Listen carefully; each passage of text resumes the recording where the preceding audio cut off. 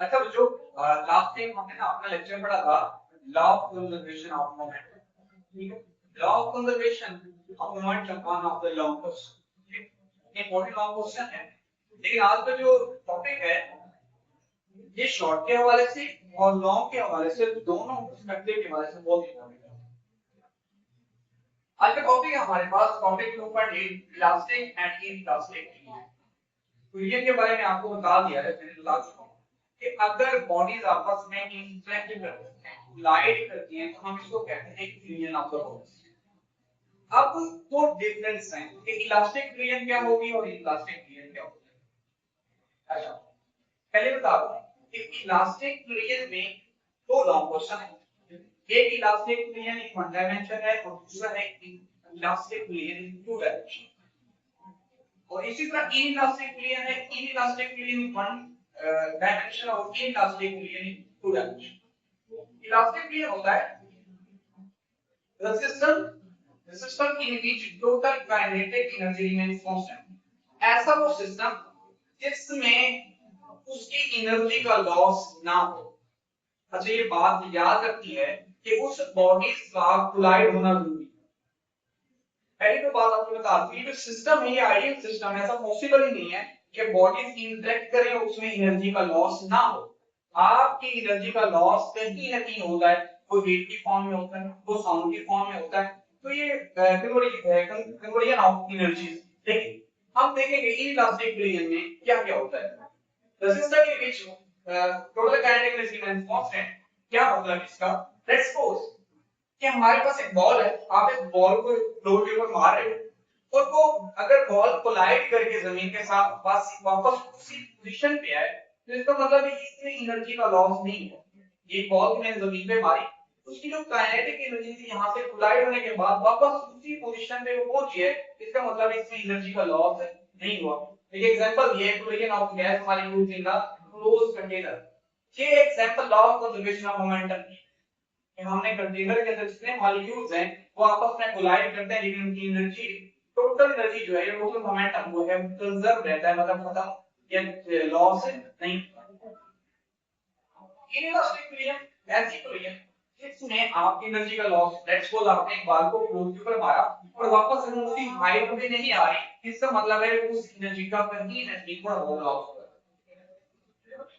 The system there is the loss of total kinetic energy। जैसे यहाँ पे example ये एक बाल को आपने फ्लोर पे मारा है, उसने वापस उसकी हाइट डबल नहीं की, तो यहाँ पे उसकी हाइट आई, ये जब दोबारा फ्लोर से टकराया तो फिर उसकी हाइट कम होगी, अल्टीमेटली वो फ्लोर पे जाके बैठ जाएगा, जिसका मतलब है इसकी एनर्जी का लॉस हुआ है। अच्छा, आज के लेक्चर में ये शॉर्ट क्वेश्चंस हैं वो हम एक लॉन्ग क्वेश्चन कवर करेंगे। अच्छा, most important long question in this chapter, elastic fluid in one dimension. Dimension का मतलब होता है डायरेक्शन। अगर बॉडी एक ही डायरेक्शन में कोलाइड करे, लाइक स्ट्रेट लाइन में एक दूसरे को, जैसे आप अपनी स्नूकर वगैरह खेलते हैं, तो उसकी जो फ्लूइड है वो हमारे पास इलास्टिक फ्लूइड यानी वन डायमेंशन है, क्योंकि उसका आपने एक डायरेक्शन फिक्स की। डायमेंशन का मतलब होता है direction. The system in which total kinetic energy and total momentum remains constant। ऐसा सिस्टम, अब बच्चों सुनो, इलास्टिक फ्लूइड ये था कि इसमें काइनेटिक एनर्जी कंजर्व थी, लेकिन इलास्टिक फ्लूइड वन डायमेंशन में मोमेंटम और एनर्जी दोनों कंजर्व रहते हैं, मोमेंटम और एनर्जी दोनों। अब हम ये प्रूव करेंगे कि इस सिस्टम में हमारी एनर्जी कंजर्व रही है और मोमेंटम भी कंजर्व है। अच्छा, ये डेफिनेशन आप घर जाके आराम से बैठ के दूसरे से पढ़ सकते हैं। मैं आपसे गुजारिश करूंगा कि आप इस लेक्चर को ध्यान से सुनिए। अच्छा, इसकी मैंने ना ये मैथमेटिकल फॉर्म यहाँ पे ये लिखी। इसका मतलब ये होता है कि किसी भी सिस्टम की अगर जो इनिशियल काइनेटिक एनर्जी है वो फाइनल काइनेटिक एनर्जी के इक्वल हो, तो हम कहते हैं सिस्टम जो है वो इलास्टिक है। तो इसमें हमने प्रूव करना है कि मोमेंटम और काइनेटिक एनर्जी कांस्टेंट है।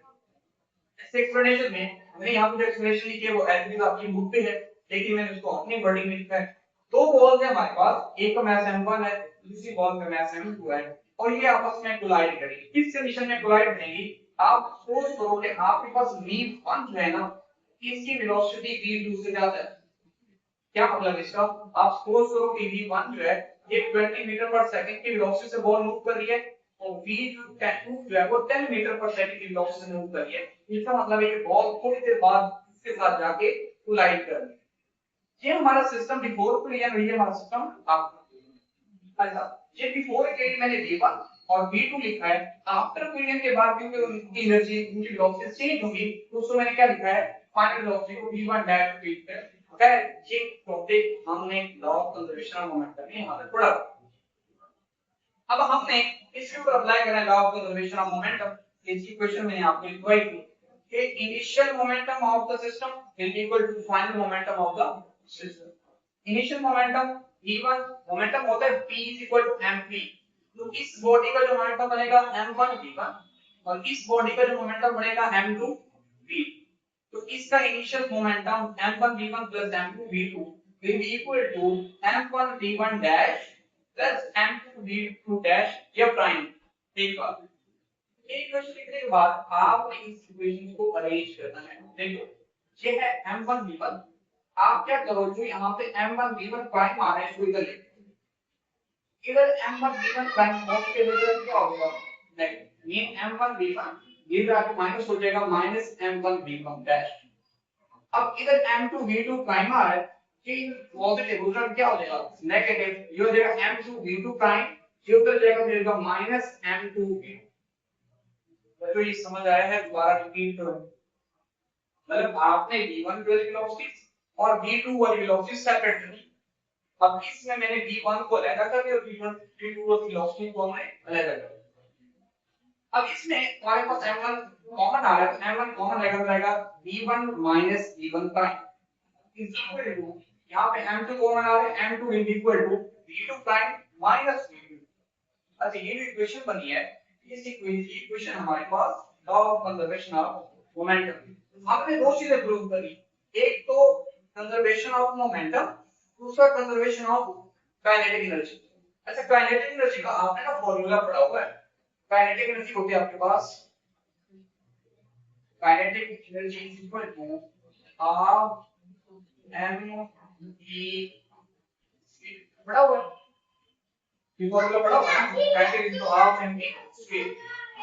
अब अगर हमारे पास इस बॉडी की काइनेटिक एनर्जी है और इस बॉडी की काइनेटिक एनर्जी को हम क्या लिखेंगे, ये तो कंजर्व है, तो kinetic energy initial kinetic is equal to final kinetic energy. मतलब before collision will be equal to after collision. अब क्या आएगा, हाफ m1 v1 इसकी kinetic energy square as it is जैसे आ रहा है, प्लस हाफ m2 v2 इसकी kinetic energy before collision will be equal to half m1 v1 prime square plus half m2 v2 prime square इनकी total kinetic. अब आपने क्या करना है, इधर देखिए हाफ 1 बाय 2 और राइट हैंड साइड पे और लेफ्ट हैंड साइड पे 1 बाय 2 कॉमन आ रहा है, इधर आ जाएगा 1 बाय 2 कॉमन, अंदर आ जाएगा m1 v1 square plus m2 v2 square. इधर 1 बाय 2 कॉमन आएगा, अंदर आएगा m1 v1 prime square plus m2 v2 prime square. Half half से क्या हो जाएगा, कैंसिल। अच्छा इधर आएगा m1 v1 स्क्वायर।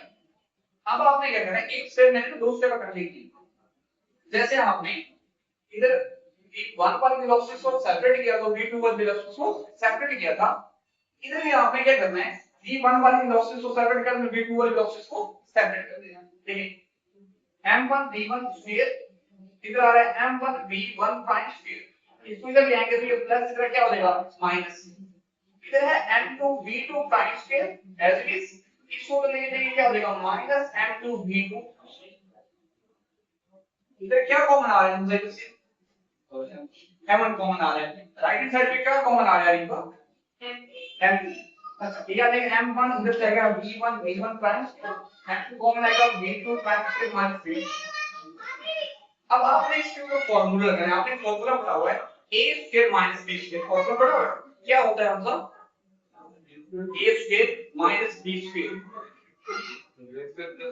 माइनस 2 नहीं 1 a square good a minus b a plus, इधर देखिए इसके ऊपर फार्मूला अप्लाई करो m1 एज इट इज, इसके ऊपर फार्मूला अप्लाई करो तो देगा v1 minus v1 prime plus into v1 plus v1 prime, a plus b into a minus b, similarly यहाँ पे आपने फॉर्मूला लगाना है m2 b2 prime minus b2 in a plus b to a minus b, इसको मैंने formula expand कर दिया, उसको एक्सपेंड कर दिया। ये क्वेश्चन नंबर 2 है, ये क्वेश्चन नंबर 1 है। ये मोमेंटम की इक्वेशन है, ये काइनेटिक एनर्जी की इक्वेशन। आप क्या करो, इस इक्वेशन को इक्वेशन 1 को इक्वेशन 2 में डिवाइड करो। ये डिवाइडिंग इक्वेशन 1 और इक्वेशन 2, इसकी लेफ्ट हैंड साइड पे डिवाइड होगी, राइट हैंड साइड। अब देखिए ये पूरी इक्वेशन है जिसमें लिखी, ये पूरी इक्वेशन है जिसमें लिखा है, इसे हमने क्या किया, इसकी लेफ्ट हैंड साइड पे डिवाइड की और इसकी राइट हैंड साइड पे डिवाइड की। m1 m1 से क्या हो जाएगा, v1 minus v1 prime v1 minus v1 prime से क्या हो जाएगा, ये वाली इक्वेशन इससे कैंसिल होगी, आपके पास आएगा v1 plus v1 prime is equal to v2 prime plus v2। अब आपने एक काम करना है, इसको अरेंज करना है, ये प्राइम वाली वैल्यूज जो है वो लेना होते हैं और सिंपल वेलोसिटी लेना होते हैं। ये इधर v1 माइनस 10 से प्राइम, इधर क्या हो जाएगा, देखो ना, ये v1 प्राइम इधर प्लस है, इधर क्या हो जाएगा, तो ये आएगा v2 माइनस v1 प्राइम, इधर v1 v2 प्लस इधर क्या हो जाएगा, ये आएगा v1 माइनस v2। अरे इसको अरेंज करते हैं, जैसे v1 यहाँ पे ना, ये आएगा v1 माइनस v2, इसको अरेंज करते हैं। मैं v1 को पहले लिख रहा हूँ, v2 को बाद में लिख रहा हूँ, साथ माइनस अप्लाई करते हैं, ये आएगा v1 माइनस का प्लस v2, मैंने ये भी प्राइम है, ये भी प्राइम है, अगर माइनस पहले आ रहा है तो आप ऐसा करो, इसकी राइट हैंड साइड पे माइनस को अप्लाई करो, अंदर इंप्लीमेंट करो। जब माइनस को कॉमन ले लो, माइनस है इसको कॉमन लोगे, ये आएगा v1 minus v2, this will be equal to minus v1 prime minus v2। ये क्वेश्चन क्या बता रहा है, एक क्वेश्चन ये बता रही है कि हमारा टोटल सिस्टम जो है वो कंजर्व तो है, लेकिन ये माइनस की वजह से हमारे जो बॉडीज हैं उनकी डायरेक्शन चेंज हो गई। डायरेक्शन क्या हो जाएगी, मैग्नीट्यूड में इक्वल होंगे लेकिन डायरेक्शन क्या होगी, चेंज होगी। कैसे, आपने बॉडी फोर बेसिस फार्मूला किया, अब इस टकराने के बाद इसकी डायरेक्शन वापस होगी, मतलब इसके साथ साइन क्या आ रहा है, माइनस। तो ये है आपका यहाँ वन डायमेंशन अब नहीं करना, शॉर्ट वर्ड्स में आपने क्या करना है, ये डेफिनेशन का आपने खुद भी जाके पढ़ लेंगे, मुझे समझा देंगे। इलास्टिक वेरिएंट वन डायमेंशन में आपने मोमेंटम की लास्ट टाइम जो हमने लॉ ऑफ कंजर्वेशन मोमेंटम पढ़ा था उसकी इक्वेशन बनानी है, उसमें v1 वाली वेलोसिटी से लेकर करनी है, v2 वाली वेलोसिटी से लेकर करनी है। m कॉमन इधर भी आ रहा होता है, m कॉमन आ रहा है, कॉमन लेने के बाद आपके पास इक्वेशन है, ये मोमेंटम हो जाएगा। इसी तरह आपने कैलकुलेशन करनी है काइनेटिक एनर्जी, काइनेटिक एनर्जी में हाफ हाफ से कैंसिल हो जाएगा। फिर आपने जैसे स्टेप यहाँ पे किया है वहां पे भी आपने v1 वाली वेलोसिटी लेना करनी है, v2 वाली वेलोसिटी लेना करनी है, इसकी इक्वेशन बनानी है, डिवीजन करनी है और फिर आपके पास रिजल्ट। ये आपके पास law of elastic field one dimension है। तो जो यहाँ पे आपका लॉ क्वेश्चन नहीं हुआ, अच्छा इसका हमने हाफ जैसा हाफ पार्ट कर लिया है, हाफ पार्ट इसका रहता है जिसमें आपने केसेस डिस्कस करने हैं। वी क्वेश्चंस कल हम बनाएंगे, उससे हमने चार केसेस डिस्कस करने हैं। लॉन्ग क्वेश्चन जब आएगा दिमाग से करो, वो कहेंगे इलास्टिक रीजन वन डायमेंशन, आप इसको एक्सप्लेन करें और इसके कोई से दो केसेस लिखें। तो आपका ये वाला पोर्शन लॉन्ग का हिस्सा नहीं है, ये वाला पोर्शन आपका लॉन्ग का हिस्सा है। तो जब हम